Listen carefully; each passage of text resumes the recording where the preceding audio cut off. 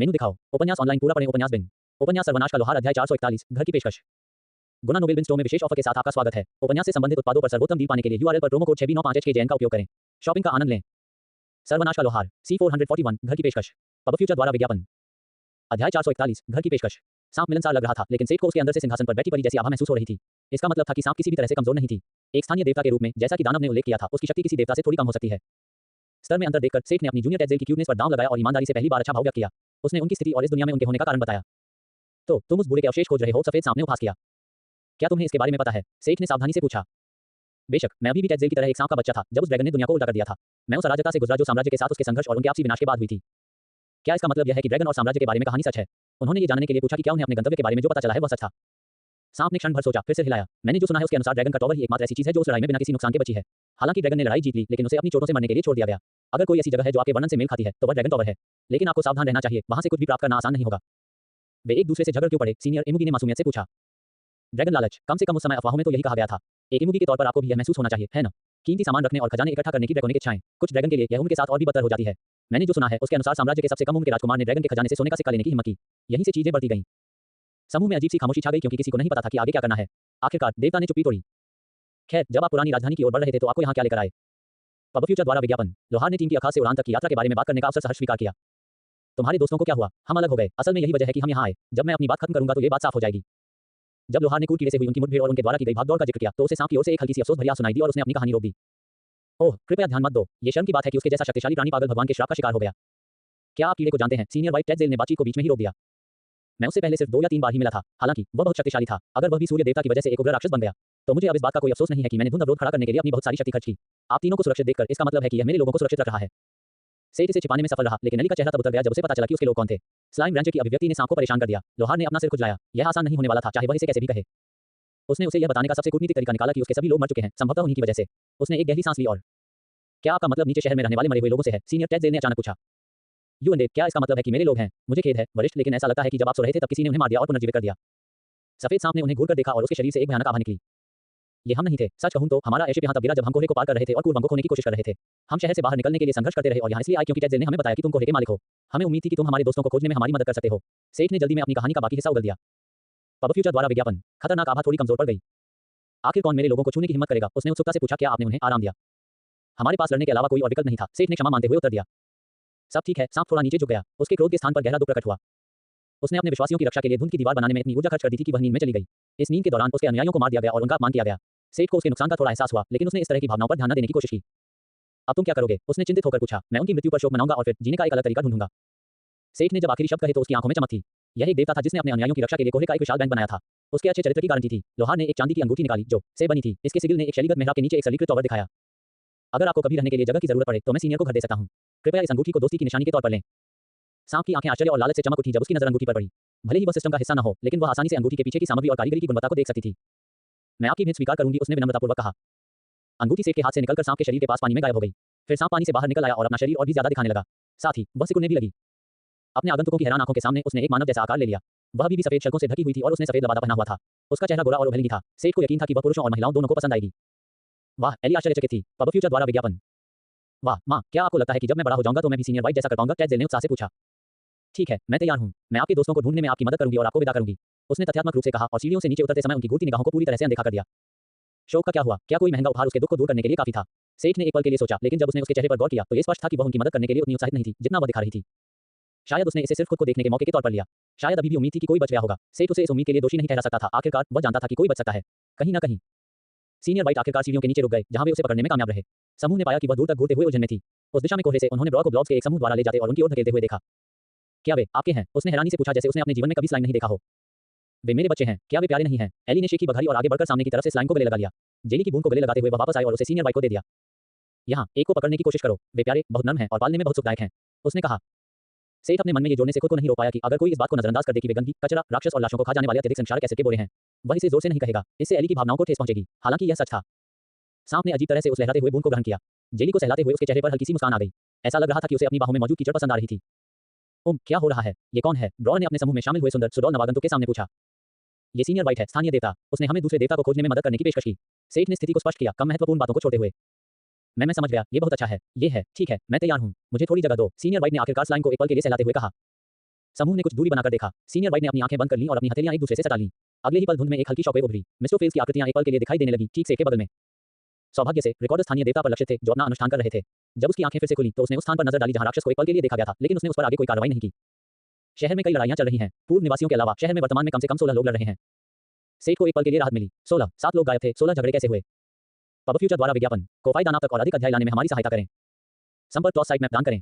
मेनू दिखाओ। उपन्यास ऑनलाइन पूरा पढ़ें। उपन्यास बिन। उपन्यास सर्वनाश का लोहार अध्याय 442 Y1 गुना नोबेल बिन स्टोर में विशेष ऑफर के साथ आपका स्वागत है। उपन्यास से संबंधित उत्पादों पर सर्वोत्तम डील पाने के लिए यूआरएल पर प्रोमो कोड 6B95HKJN का उपयोग करें। शॉपिंग का आनंद लें। सर्वनाश का लोहार C442 Y1 एड्स बाय पब फ्यूचर। अध्याय 442 Y1 सीनियर वाइट के इस खुलासे से सेठ थोड़ा हैरान रह गया। भले ही सभी गायब लोग एक दूसरे से लड़ रहे हों, लेकिन ये संख्या अधिकतम 14 थी। वहां और कौन था? कोई और दुश्मन या शायद कोई राहगीर। मैं देख रहा हूं कि आप उलझन में हैं। चलो पास वाले के पास चलते हैं और जो कुछ भी आता है उससे निपटते हैं। सीनियर वाइट ने सुझाव दिया। वह सही थी। अभी कौन लड़ रहा था यह महत्वपूर्ण नहीं था, उन्हें जल्दी करनी थी। सभी सहमत थे, जिसके कारण एक अजीब दृश्य सामने आया जिसमें एक तराजू वाली महिला, लोगों का एक समूह और शहर की धुंधली सड़कों पर उछलते कूदते कीचड़ों का एक बढ़ता हुआ दल था। विविध समूह धुंध भरी सड़कों पर देवता का पीछा कर रहा था। जब सांप ने देखा कि उसकी धुंध ने अनजाने में कितना नुकसान पहुंचाया है, तो उसका चेहरा पीला पड़ गया। समूह का सामना करते समय वह मुस्कुराहट दिखाती थी, लेकिन जब सेठ ने उनसे दूर देखा तो उसने दुख के संकेत देखे। हैरानी की बात है कि लोहार समझ सकता था कि सांप किस तरह की भावनाओं से गुजर रहा था। जानी पहचानी सड़कों और जगहों को देखकर जिस शहर को आप अपना घर कहते थे, वह बिखर जाता है और बदल जाता है। उस समय उसे शोक मनाने का मौका नहीं मिला क्योंकि उसकी जान जोखिम में थी, लेकिन जब उसने अल्फा के बारे में सोचा तो वह कल्पना कर सकता था कि उसे कैसा महसूस हो रहा होगा। हालांकि उसे नहीं पता था कि उसे कैसे सांत्वना दी जाए। यह उसे सांत्वना देने का समय भी नहीं था। वह वास्तव में नायक, संत या रहस्यमय लड़की के बारे में चिंतित नहीं था। सेठ को बर्फ की चुड़ैल और उग्र तलवारबाज का डर था। ऐसा लगता है कि आगे की लड़ाई समाप्त हो गई है, सांप ने उन्हें सूचित किया। थोड़ी देर बाद वे अंततः खून से लथपथ ह्यूबर्ट को ढही हुई दीवार पर झुके हुए देख पाए। पहली नजर में राक्षस व्यापारी दुखी लग रहा था, लेकिन ऐसा लग रहा था कि वह पहले ही ठीक हो चुका है। केवल उसके कपड़े अस्त व्यस्त थे। उसके सामने वाला व्यक्ति भी ज्यादा बेहतर नहीं दिख रहा था। उसकी बेज रंग की वर्दी भी फट गई थी और जल गई थी। यह मुश्किल से उसके महत्वपूर्ण क्षेत्रों को ढक पा रही थी। ये जगह ढह चुके घरों, गड्ढों और नष्ट हो चुके पत्थरों के साथ एक भयंकर युद्ध का गवाह थी। यह एक युद्ध क्षेत्र का दृश्य जैसा था। मलबे के ढेर पर बैठी हुई वह सतर्कता से ह्यूबर्ट पर नजर गड़ाए हुए थी। उसकी नजर तभी बदली जब नए लोगों का समूह दृश्य में आया। पहले तो वह आशान्वित थी, लेकिन जब उसने देखा कि मदद के लिए उसके साथी नहीं आए हैं, तो वह उदास हो गई। लोहार को यह समझने में कुछ पल लगे कि वह शायद किसी दूसरी टीम से थी। उसे कोरोना में समारोह से वह याद नहीं थी। यह उसके कपड़े थे जो इस दुनिया की सेटिंग के अनुकूल नहीं थे, जिससे उसे एहसास हुआ। तुम्हें उसे पकड़ना होगा। इस शहर में गिरते ही उसने मुझ पर हमला कर दिया। ह्यूबर्ट ने जल्दी से आवाज लगाई। एड्स बाय पब फ्यूचर। अरे हमने समझौता कर लिया है। वह क्रोधित होकर चिल्लाई। सेठ ने उन दोनों को अनदेखा किया और पहले आसपास के माहौल की जांच की। उसने राहत की सांस ली क्योंकि उसे पता चला कि इस लड़ाई में कोई भी मरे हुए व्यक्ति शामिल नहीं था। अन्य प्रतिभागी कोई समस्या नहीं थे। भले ही टीम के सदस्य उनसे हार गए हों, उन्हें केवल कोरोना में वापस ले जाया जाएगा। जब उसने अपने दो हमलावरों के हथियारों के बारे में सोचा तो उसकी रीढ़ की हड्डी में अभी भी एक ठंडी बौछार दौड़ गई। उन्होंने जिन खंजरों का इस्तेमाल किया था उनमें एक काली आभा थी, जिससे सेठ को गंदगी की गंध और पित्त के स्वाद की तरह घिनाती थी। महाकाव्य भौतिक आक्रमण 870 मैग अटैक 230 1 आत्मा सील 2 जबरन धर्म परिवर्तन। काले जादू और बुरे अनुष्ठानों की शक्ति को मिलाकर बने इस घातक हथियार का निर्माण शिल्पकार डनहम ने अपनी बेटी को सशक्त बनाने के एकमात्र उद्देश्य से किया था। आवश्यकताएं डनहम परिवार का अधीनस्थ। यह हथियार साम्राज्य के सुरक्षा उपायों को रोक सकता था, लेकिन यह प्राथमिक कार्य नहीं था। इससे मारे जाने पर व्यक्ति की आत्मा पूरी तरह से उसके शरीर में बंद हो जाती थी और उसे बलपूर्वक डनहम परिवार की सेवा में एक संवेदनशील मरे हुए व्यक्ति में बदल दिया जाता था।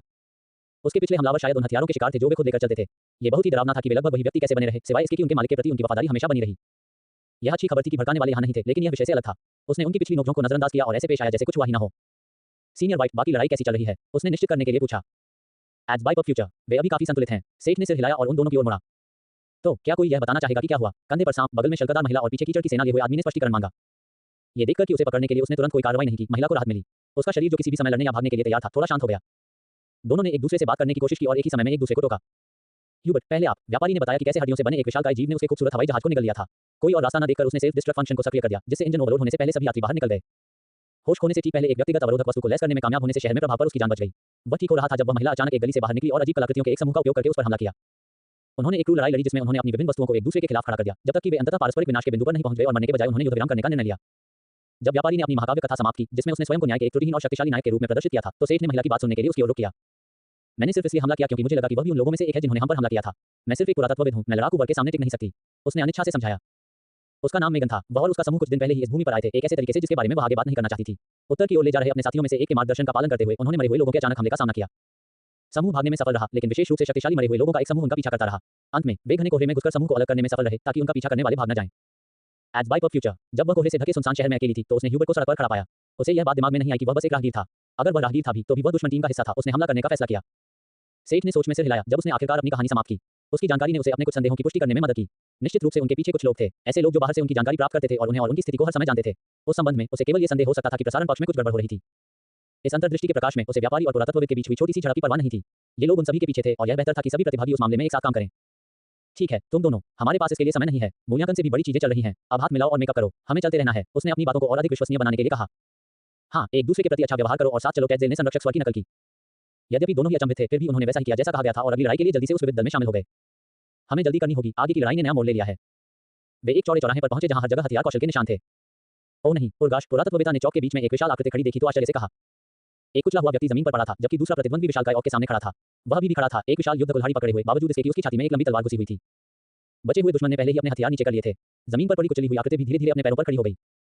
हाँ, तुम बहुत देर से आए, उन्होंने ताना मारा। धीरे-धीरे लंबा और फिर से जीवित हो गया और जमीन पर लेटा हुआ मुर्दा उसकी पसलियों से तलवार खींचने के लिए आगे बढ़ा। लेकिन जब उसने मुर्द को पकड़ा, तो वह अचानक पीछे की ओर कूद गया और चकमा दे गया। सेठ का इरादा इस चीज को अपना हथियार छीनने देने का नहीं था और उसने दूर से तीर चलाना शुरू कर दिया। पहला व्यक्ति चकमा देने में कामयाब रहा, लेकिन तीर ने अपना रास्ता थोड़ा बदल दिया और दूसरे मरे हुए व्यक्ति की छाती में जा लगा। ओह, यह क्या है? वह मरे हुए प्राणी जिसने उनका मजाक उड़ाया था, दर्द से कराहते हुए घुटनों के बल बैठ गया। सफेद सांप अचानक रुक गया और सामने की स्थिति को अनदेखा करते हुए एक विशिष्ट दिशा में देखने लगा। क्या है, सीनियर वाइट? सेठ ने अपना दूसरा तीर लगाते हुए पूछा। क्या तुम किसी ऐसे व्यक्ति को जानते हो जिसके पास वाइब्रेन पर नियंत्रण रखने की शक्ति है? उसने सोचा। एक वाइब्रेन, उसने अचानक एक का जिक्र क्यों किया? एड्स बाय फ्यूचर को फायदा नाम तक और अधिक अध्याय लाने में हमारी सहायता करें। संपर्क टॉस साइट मैप दान करें। मेनू दिखाओ। उपन्यास ऑनलाइन पूरा पढ़ें। उपन्यास बिन। उपन्यास सर्वनाश का लोहार अध्याय 443 मरेहों का पलायन। गुना नोबेल बिन स्टोर में विशेष ऑफर के साथ आपका स्वागत है। उपन्यास से संबंधित उत्पादों पर सर्वोत्तम डील पाने के लिए यूआरएल पर प्रोमो कोड 6B95HKJN का उपयोग करें। शॉपिंग का आनंद लें। सर्वनाश का लोहार C443 मरे हुए लोगों का पलायन। एड्स बाय फ्यूचर अध्याय 443 मरेहों का पलायन। वाइवन वाइट जिस दिशा में देख रहा था, वहां से एक विशालकाय वाइब्रेन की पीठ घरों से होकर उनकी ओर बढ़ रही थी। जब वह विरोधी समूहों के बीच से गुजरी तो उन्होंने देखा कि बैंगनी रंग की त्वचा वाला एक विशालकाय जिन्हों से गले से पकड़कर पूरे शहर में धकेल रहा था। जब वाइवन नजर आया तो पुरातत्ववेत्ता ने पुकारा, कैलेब, क्या आप वाइब्रेन को जानते हैं? सेठ ने पूछा। उसे आश्चर्य हुआ कि वाइब्रेन के लिए कितना अजीब नाम है। हाँ, ये हमारे नेता कालेब की सवारी है, मेगन ने तुरंत जवाब दिया। पहचान ये थी कि वाइब्रेन को साफ कर दिया गया था और सेठ को एक अच्छा विचार था कि किस रेगिस्तानी भूत ने नॉक ऑफ ड्रैगन को मार डाला था। कैड, क्या तुम मुझे सुन सकते हो? कैस्पर को वापस बुलाओ। कैलेब या कैलेब, जो भी हो, वह हमारा दुश्मन नहीं है। सेठ ने चिल्लाते हुए अपनी आवाज को और तेज करने के लिए अपनी आवाज का इस्तेमाल किया। उफ, फेफड़ों से दबाव निकलने की आवाज के साथ कैट को लड़ते हुए राक्षसों के पीछे फेंक दिया गया और वह चौपर उतरी। वह अलग-अलग जानवरों की विशेषताओं वाली एक चिमेरा में बदल गई थी। ये बहुत ही प्रभावशाली लग रहा था, लेकिन वह भारी सांस ले रही थी और अपना पेट पकड़े हुए थी। कुछ ही देर बाद चांदी के कवच वाला एक आदमी भी चौपर उतरा। वह भी अब बिल्कुल नया नहीं लग रहा था। कवच के कुछ हिस्से फटे हुए थे, पंजों के निशान और खरोंचें पूरे कवच पर थीं। नवागंतुक थोड़ा चकित रह गया जब उसने पहले से मौजूद लोगों के बीच मेगन को देखा। मेगन, उसने सांस फूलते हुए पूछा। कैलेब, लड़ाई बंद करो, ये लोग दुश्मन नहीं हैं। वहां के लोगों ने उर्गाश को मार डाला। उसने जल्दी से आगे बढ़कर उस गहरे घाव की ओर इशारा किया जिसे वाइवन और जिन ने चौक में खोदा था। उसने देखा, धूल और धुंध के मिश्रण में 3 छायाएं खड़ी थीं। जिसके कंधे पर तीर लगा था, वह फिर से खड़ा हो गया। एड्स बाय फ्यूचर। लेकिन क्या वह उर्गाश वहां नहीं है? कालेब ने उलझन में पूछा। कैलेब, यह मेगन है, उसने हमें धोखा दिया। मांस के टुकड़े ने अचानक पानी को गंदा करने के लिए कहा। यह एक बुद्धिमानी भरा कदम हो सकता था अगर वो 2 खतरनाक दिखने वाले अजनबियों के बगल में खड़ा न होता जो बहुत भरोसेमंद भी नहीं थे। उन्होंने उसे पहले ही एक मरे हुए व्यक्ति में बदल दिया है। उनके हथियारों से सावधान रहें, वे साम्राज्य के सुरक्षा उपायों को त्याग सकते हैं। सेठ ने उसे चेतावनी दी। कोको, इससे कुछ नहीं बदलेगा, भले ही तुम्हें पता हो। क्षतिग्रस्त मरे ने उनकी चाल का पर्दाफाश किया। बेवकूफ, दूसरे मरे हुए ने आह भरी। अगर कैलेब को अभी भी संदेह था तो अब वह नहीं रहा। ये केवल एक छोटी सी बातचीत थी, लेकिन ये कैट और कैलेब के लिए मोर्चे को साफ करने के लिए पर्याप्त थी जो अभी उनके साथ शामिल हुए थे। जिन और वाइब्रेन ने एक दूसरे का गला घोंटना बंद कर दिया और 3 मरे हुए लोगों का भी सामना किया। हाँ, यह एक शानदार लड़ाई होगी, ऑब्जॉम्बी ने खुशी से कहा। चुप रहो, हमारे जीतने का कोई रास्ता नहीं है, पीछे हटो। इससे पहले कि कोई कुछ प्रतिक्रिया कर पाता, तीनों एक विचित्र द्वार से होते हुए गहरे बैंगनी रंग के आयाम में गायब हो गए। कालेब ने शाप दिया। उसने अभी-अभी एक मरे हुए साथी को दुश्मन के साथ भागते हुए देखा था। ये बात उसे चुभने वाली थी, लेकिन सेठ के पास नेता की आहत भावनाओं से निपटने का समय नहीं था। वरिष्ठ वाइट, अगला गंतव्य, चलो जल्दी करो। तराजू वाली महिला ने सिर हिलाया और एक नई दिशा में दौड़ना शुरू कर दिया। क्या हो रहा है? कैट ने मुश्किल से पूछा। वह अपने सामान्य रूप में लौट आई थी, इस बार बिना किसी भ्रम के। मैं चलते-चलते समझा दूंगा, तुम भी चलो, लोहार ने जवाब दिया और कालेब को अपने साथ चलने का इशारा किया। देवता के साथ अगली लड़ाई में जाते हुए सेठ ने शीघ्रता से अपने वर्तमान शत्रु तथा उनके द्वारा प्रयोग किए जाने वाले हथियारों के बारे में अपने अनुमान बताए। एड्स बाय फ्यूचर, आप मुझे बता रहे हैं कि कोई व्यक्ति प्रतिभागियों से छुटकारा पाने के लिए प्रसारण तकनीक का उपयोग कर रहा है। क्यों? कैलेब ने ठीक होने के लिए पे पीते हुए पूछा। शायद उनकी ताकत बढ़ाने के लिए। मुझे बस इतना पता है कि यही एकमात्र चीज है जो इस समय जो हो रहा है उसे समझा सकती है। अल्पविराम, एल्जा और मार्सेल को घेर लिया गया था। काले कपड़े पहने 3 लोग लगातार उन दोनों पर हमला कर रहे थे। वे साथ थे, लेकिन वे गिरने के बाद भी घायल हुए बिना नहीं बच पाए। इससे पहले कि वे कुछ हद तक संभल पाते, ये अजीबोगरीब लोग अचानक मरे हुए लोगों के एक समूह के साथ प्रकट हुए और उन्हें मारने की कोशिश की। मार्सेल को नहीं पता था कि वे कब से लड़ रहे थे। ज़ॉम्बी कोई बड़ी बाधा नहीं थे और लड़ाई जल्द ही 3 पर 2 में बदल गई थी। दंपति को 3 हमलावरों से निपटने में मुश्किल हो रही थी। उनमें से एक के पास हलबट चलाने का असाधारण कौशल था, दूसरे के पास उसकी तरह तलवार और ढाल थी, तीसरा एक कुशल हथियारा था जो हमले और फेंकने वाले हथियारों को मिलाता रहता था। इससे भी बदतर बात यह थी कि उनकी टीमवर्क जबरदस्त थी। ढाल योद्धा को दूर रखना मार्सेल के लिए पहले से ही कठिन था। एल्जा के बिना वह बहुत पहले ही भले हथियारे के हाथों में चला गया होता जो उसकी पीठ या जादूगर पर हमला करने के लिए उसके बचाव में खुले स्थान का उपयोग करते रहते थे। सौभाग्य से आइस मैच किसी खास रेंज तक सीमित नहीं थी और वह हमले और बचाव के लिए इस्तेमाल किए जाने वाले नजदीकी, मध्यम और लंबी दूरी के मंत्रों में माहिर थी। हालांकि दोनों मुश्किल से ही बराबरी कर पा रहे थे, लेकिन थकान उन पर हावी हो रही थी। जबकि उनके विरोधियों में असीमित सहनशक्ति थी, प्रेमी पहले से ही भारी सांस ले रहे थे। ये केवल समय की बात थी जब उनका ध्यान भटक गया। मार्सेल अपनी ढाल, अपने हथियार और अपने कवच का वजन महसूस कर सकता था जैसे कि वह अपने कंधे पर एक पहाड़ और हाथों में निहाई बांध रहा हो। ऊर्जा असामान्य रूप से तेज गति से उसके शरीर से बाहर निकल रही थी, लेकिन वह इसके बारे में कुछ नहीं कर सकता था। अपनी भारी सांसों के बीच वह केवल एल्जा की धीमी सांसों को सुन सकता था, जिसे भी खुद को संभालना मुश्किल हो रहा था। यह एकमात्र ऐसी चीज थी जिसने मार्सेल की पकड़ को उसके हथियारों पर मजबूत किया और उसे उसके कंधे पर पड़े वजन के बावजूद सीधा खड़ा रहने में मदद की। जिस क्षण वह गिरता, वह भी मर जाती। हालबर्ट के हमले ने उसे उसके विचारों से बाहर निकाल दिया। वह अपनी ढाल उठाने के लिए मुश्किल से ही पर्याप्त तेज था। टक्कर से उसका हाथ सुन्न हो गया। अगले ही पल दूसरे योद्धा की तलवार उसके पास आ गई। फिर से मार्सेल ने आखिरी क्षण में अपनी तलवार से उसे रोकने में कामयाबी हासिल की। आग के एक धमाके के साथ उसने उन दोनों को पीछे धकेल दिया और हिमपात की बारिश ने ढाल योद्धा को रोकने के लिए मजबूर कर दिया जबकि हेल्बर्ट बच निकला। अचानक मार्सेल ने पलटकर एल्जा पर वार किया, या यूं कहें कि उसके ऊपर की हवा पर। एक खटखट के साथ उसकी तलवार को एक छोटी तलवार ने रोक दिया और हथियारे को रोक दिया गया। बर्फ का एक कांटा जमीन से उछला और हथियारे को छेदने की कोशिश की, लेकिन छोटे निंजा ने इसे भी रोक दिया और कुछ दूरी पर जाकर गिरा। उसने चाकुओं का एक पंखा फेंका जिसे मार्सेल ने अपनी ढाल का उपयोग करके रोक दिया। एड्स बाय फ्यूचर, उसने अपनी आंखों के कोने से देखा कि एल्जा ने उनके पीछे बर्फ की ढाल खड़ी कर दी है और सामने की ओर ध्यान केंद्रित किया। हालांकि जैसे ही वह हालबर्ट चलाने वालों के हमले को रोकने वाला था, उसने अपने पीछे कांच के टूटने की आवाज सुनी। एक कुंद झटका उसकी पीठ पर लगा और उसके फेफड़ों से सारी हवा बाहर निकल गई। वह आगे की ओर फेंका गया और तबाह हो चुके पत्थर पर गिर गया। उसने अपने फेफड़ों को भरने की पूरी कोशिश की, बेतरतीब ढंग से अपनी तलवार और ढाल को पकड़ने की कोशिश की। एल्जा के पास वापस जाने की कोशिश कर रहा था। अपनी धुंधली दृष्टि में उसने केवल एक विशालकाय हलबतधारी को देखा जो असहाय जादूगर पर हमला कर रहा था। उसका मन खाली हो गया था, उसका शरीर अपनी तलवार को पकड़ने में असमर्थ था। नहीं, मार्सेल की निराशाजनक चीख सड़कों पर गूंज उठी। एल्जा का दिल छलनी हो गया। अल्पविराम, जल्दी करो, सीनियर वाइट ने आग्रह किया। वह तेज हो गई और केवल सेठ एली और कैलेब ही उसके साथ चल पाए। वह कोने की ओर मुड़ा, ठीक उसी समय जब एक योद्धा ने अपनी ढाल से बर्फ की बाधा को तोड़ दिया और मार्सेल को सीधे पीठ पर मारा। तलवारबाज के प्रक्षेप पथ के विपरीत दिशा में एक विशालकाय आदमी परशु लेकर एल्जा पर आक्रमण कर रहा था। एल्जा का दिल छलनी हो गया। उसका शरीर धीरे-धीरे सफेद कणों में बिखर गया। बर्फ की चुड़ैल और मरे हुए लोगों के शरीर एक पतली पत्थर की सुई से छेदे गए थे जो अचानक नीचे जमीन से फूट पड़ी थी। स्केल लेडी, एली, कैलेब और यहां तक कि टेज़ेल भी उसे देखकर चौंक गए जब सेठ ने अपनी जायंट रॉड को नीचे किया। यह एकमात्र संभावना थी जो उसके दिमाग में आई। सहज रूप से उसने अपनी रॉड निकाली और बर्फीली युवती को छेद दिया। एक शक्तिशाली पृथ्वी भाले के साथ एक ही समय में उसे और परशु उपयोगकर्ता को मार गिराना। न केवल उसके बगल में खड़े लोग हैरान थे, बल्कि हत्यारा मार्सेल और ढालधारी भी हिलना बंद कर चुके थे और घुसपैठियों को घूर रहे थे। तुम क्या देख रहे हो? सेठ ने गुस्से में पूछा और अपनी मोटी छड़ी निकाली। इससे पहले कि वह अपने सदमे से उबर पाता, हत्यारा भी शिश कबाब में बदल गया। पिछले दरवाजे से छेद करके और गले से बाहर निकालकर वह मरा नहीं बल्कि स्थिर हो गया। वह चिल्ला भी नहीं सका। ढालधारक भी पहले वाले तीनों की तरह शीघ्रता से पीछे हट गया। जल्दी करो, उस चीज को मार डालो इससे पहले कि वह छूटने में कामयाब हो जाए। सेठ ने अपने साथियों को बीच में टोकते हुए कहा, जो उस हत्यारे को सहानुभूति से देख रहे थे। कालिब ने उस मरे हुए प्राणी पर हमला किया और अपने भाले के प्रहार से उसकी खोपड़ी को नष्ट कर दिया, जिससे उसे शाश्वत शांति प्राप्त हुई। एड्स बाय फ्यूचर को फायदा नाम तक और अधिक अध्याय लाने में हमारी सहायता करें। संपर्क टॉस साइट में दान करें। मेनू दिखाओ। उपन्यास ऑनलाइन पूरा पढ़ें। उपन्यास बिन। उपन्यास सर्वनाश का लोहार अध्याय 444 ट्रिपल हीरो। गुना नोबेल बिन स्टोर में विशेष ऑफर के साथ आपका स्वागत है। उपन्यास से संबंधित उत्पादों पर सर्वोत्तम डील पाने के लिए यूआरएल पर प्रोमो कोड 6B95HKJN का उपयोग करें। शॉपिंग का आनंद लें। सर्वनाश का लोहार C444 triple hero. Pub future द्वारा विज्ञापन। अध्याय 444 ट्रिपल हीरो। सेठ, तुम एल्जा के साथ ऐसा कैसे कर सकते हो? ज्वलन तलवारबाज चिल्लाया। अपनी आखिरी ताकत जुटाते हुए मार्सेल ने सेठ पर हमला किया और उसके गालों से आंसू बह रहे थे। इससे पहले कि मार्सेल लोहार को पकड़ पाता, सेठ ने पहले ही उसका कॉलर पकड़ लिया था। शांत हो जाओ, वह मरी नहीं है। सुनो, वह मरी नहीं है। वह दुखी आदमी को कुछ बार हिलाता रहा। अगर उस हाल्बर्ड ने उसे छेद दिया होता तो हम अब एक मरे हुए एल्जा का सामना कर रहे होते। मैंने उसे बचाया। उसने मार्सेल के लिए और खुद के लिए भी यही कहा। हालांकि साम्राज्य ने उन्हें बताया था कि वे इस तरह की घटना में वापस आएंगे, लेकिन वह स्थिति से निपटने के लिए उस पर निर्भर था। हालांकि उनके पास इस पर विस्तार से बात करने का समय नहीं था, इसलिए सेठ ने जल्दी से उन हथियारों के बारे में सबसे महत्वपूर्ण बातें समझा दी जो मरे हुए लोग ले जा रहे थे। समझाते हुए उसने मार्सेल के मुंह में एक औषधि डाल दी, इसलिए उसे चुप होकर सुनना पड़ा। इधर उधर देखने पर उसने पाया कि दूसरा उसे घूर रहा है, किसी चीज का इंतजार कर रहा है। झगड़ों के बारे में सुनने के बाद सेठ बस जल्दी से जल्दी काम निपटाने में लगा था, इससे पहले कि सब कुछ बिगड़ जाए। उसे बिल्कुल भी अंदाजा नहीं था कि वह कब इस झगड़े समूह का नेता बन गया था। यहाँ तक कि कैलेब, जिसे वह नहीं जानता था, उसके निर्णय का इंतजार कर रहा था। उसने गहरी सांस ली और गंभीरता से सोचा कि अब आगे क्या करना है। हमारे पास अभी भी एक पादरी, एक मूर्ख नायक और एक सामान्य मूर्ख की कमी है। आपके समूह में से कितने लोग अभी भी लापता हैं? उसने कैलेब से पूछा। उनका वर्तमान समूह काफी बड़ा हो गया था और औषधियों की बदौलत सभी लोग लगभग ठीक हो गए थे। उर्गाश को छोड़कर आसपास अभी भी मेरे 7 लोग होने चाहिए। वाइवरन सवार ने चिंतित होकर उत्तर दिया। मैं समझता हूँ, मेरा मानना है कि हम अलग होने के लिए पर्याप्त हैं। आप कर सकते हैं। जिस क्षण उसने कैलेब के वाइवरन के बारे में सोचा, सेठ ने खुद को माथापीट लिया। हाँ, कितना अच्छा होगा और बहुत तेज भी, अगर वे सड़क पर दौड़ने के बजाय शहर के ऊपर से उड़ें। वे पूरे समय उड़ सकते थे। पब फ्यूचर द्वारा विज्ञापन। देखो, आखिरकार किसने मुझे महान याद किया? पफल्स ने व्यंग्यात्मक टिप्पणी की। उस पल की गर्मी में बहुत बड़े बुरे दुष्वप्न सेंटीपीड के बारे में भूल गया। उसे खुद को रोकने की थोड़ी बहुत आदत हो गई थी। एविसन ने भी उसे याद दिलाने की जहमत नहीं उठाई थी। मुझे खेद है, पफ, कृपया, हमें आपकी मदद चाहिए। ठीक है। सेठ के समूह ने ज्यादा प्रतिक्रिया नहीं की, लेकिन जब 10 मीटर लंबा एक विशालकाय सेंटीपीड समूह के ऊपर दिखाई दिया तो कैलेब, मेगन और यहां तक कि सीनियर वाइट भी पीछे हट गए। एक दिव्य प्राणी, वाइट ने बड़बड़ाते हुए कहा, तुम्हारे पास आंखें हैं, छोटे सांप। मैं तुम्हें मेरी महानता को पहचानने की तुम्हारी क्षमता के लिए बधाई देता हूं। आइविसन ने गर्व से शेखी बघारी। हम अलग हो जाएंगे। कैलेब, तुम मार्सेल और एली को अपने साथ अपने वाइवन पर ले जाओ। मैं बाकी लोगों को ले जाऊंगा। इस तरह हम और भी जगहों पर मदद कर सकते हैं। सेठ ने सुझाव दिया। सदमे से उबरने के बाद सभी तैयार हो गए। सफेद सांप विशालकाय सेंटीपीड पर चढ़ने में थोड़ा हिचकिचा रहा था, लेकिन उसने उन्हें रोका नहीं।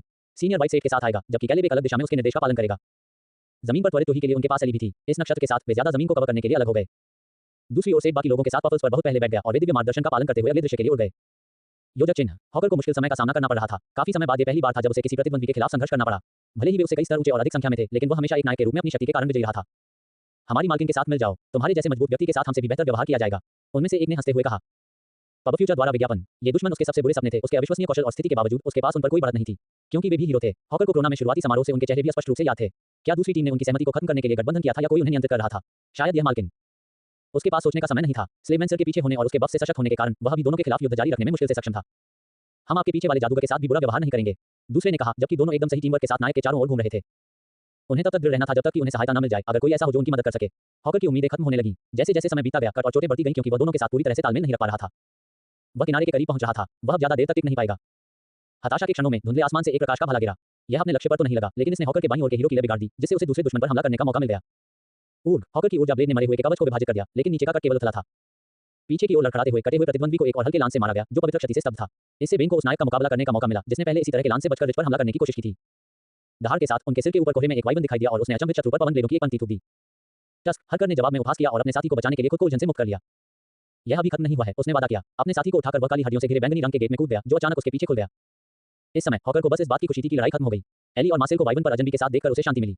राहत की लहर के साथ थका हुआ हीरो आखिरकार बेहोश हो गया। क्रोना, एल्जा, लीना ने कमरे में भागते हुए कहा, भगवान का शुक्र है कि तुम ठीक हो। पब फ्यूचर द्वारा विज्ञापन। राजकुमारी लीना, क्या हुआ? मुझे मत बताओ, मैं मर गया। बर्फ जादूगर ने उलझन में पूछा।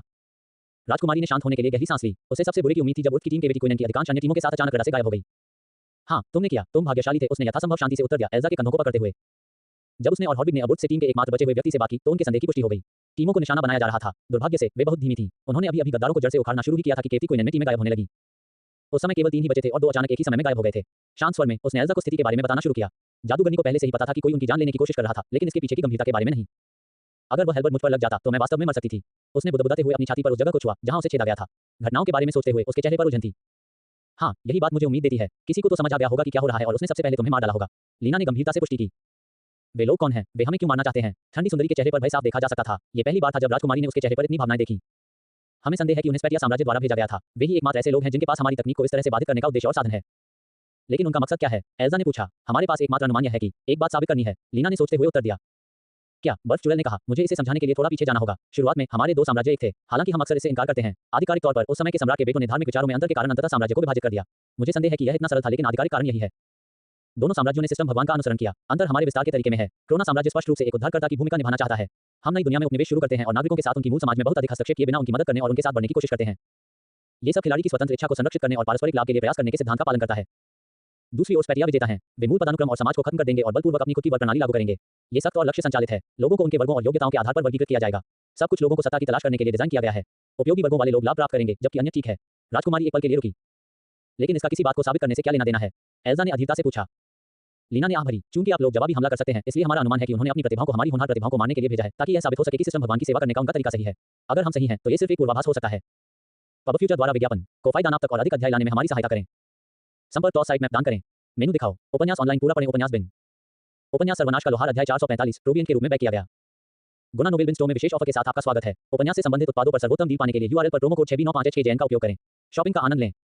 सर्वनाश का लोहार C445 प्रोवियन के रूप में बैक किया गया। पब फ्यूचर द्वारा विज्ञापन अध्याय 445 प्रोवियन के रूप में बैक किया गया। ऊपर धुंध में एक जोरदार फुसफुसाहट ने लड़ाई को रोक दिया और उसे एक बार फिर भागने का मौका दिया। फेनिक्स कुछ समय से अपने हमलावरों के साथ बिल्ली और चूहे का खेल खेल रही थी। उसने कई बार उनसे लड़ाई की थी और जर्जर घरों और धुंध का उपयोग करके भागने में सफल रही थी। हालांकि वह पारंपरिक चोर से बेहतर लड़ाई करती थी, लेकिन अपने अनोखे वर्ग माउंटेन ब्रिगेड की बदौलत वह एक ही समय में 2 विरोधियों से लड़ने में सफल नहीं हो पाती थी। आखिरकार यह अभी भी एक ऐसा वर्ग था जो चुपके, जाल और घात पर निर्भर था।